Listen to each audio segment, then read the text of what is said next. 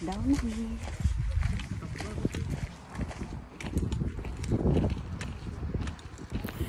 So hi guys, kumusta? So na ako karon ani sa kuan sa Mount Himitos diri sa Athens.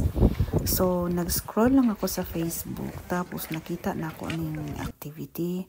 So immediately nagpa-register ko for gusto lang ko for a change sa day off nako nga na ako'y lain nga buhaton. So nag-join ko sa ilahang hiking outdoor activity. So kuan ni siya, €15 ang bayad ani. And then nakakatawa kasi ako lang yung foreigner, lahat kasama ko Greek. So okay lang naman kahit smile lang. Sometimes may couple na kumausap sa akin, nag-translate kung anong sinasabi.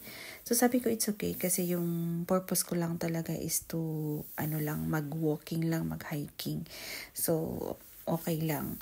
So ang kagandahan lang dito is kahit hindi mo sila kilala, pero at the same time na-enjoy ko yung kahit hindi ko sila kilala, pero ang dami mong makikitang may enjoy ka.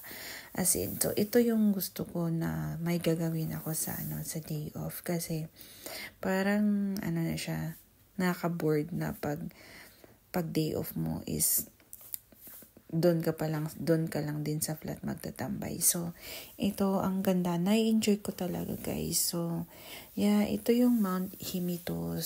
Sa ibabaw nito, ito yung ibabaw. So hindi talaga kami pumunta sa pinakatuktok talaga kasi this is lang siya, easy lang to, easy hiking. So hindi kami naabot sa pinakamataas. Syempre may guide. So alam nila, mostly sa mga kasama ko is mga first timers. So alam niyo naman tayo mga Pilipino sanay sa mga ganito. Lalong-lalo na sa akin na lumaki talaga sa sa bukirin, sa bukid. So na talaga ako nito, parang expert na talaga ako dito sa lakad-lakad lang.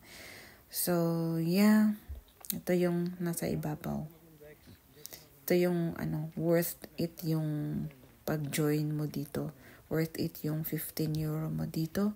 At ito yung makikita mo. Kasi maganda kasi kasi pag may tour guide, so alam nila kung saan dadaan. Yung kasi malaki din to eh. So maraming trails dito.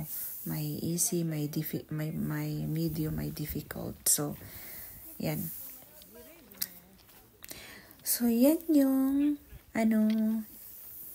and hopefully next time again mag-join ako sa kanila, sa walk nila for sa other place.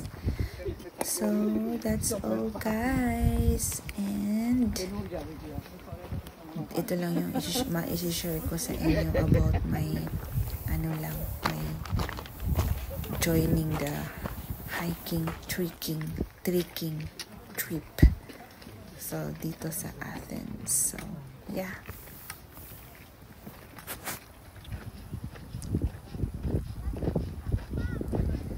So thank you for watching and God bless. Bye.